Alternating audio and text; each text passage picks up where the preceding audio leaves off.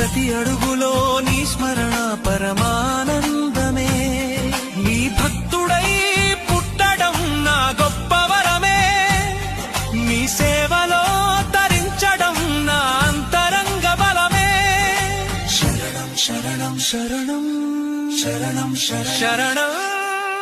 ఏదేమాయో లోకం అంతమాయే, నీ నామస్మరణే శాశ్వత సత్యమాయే.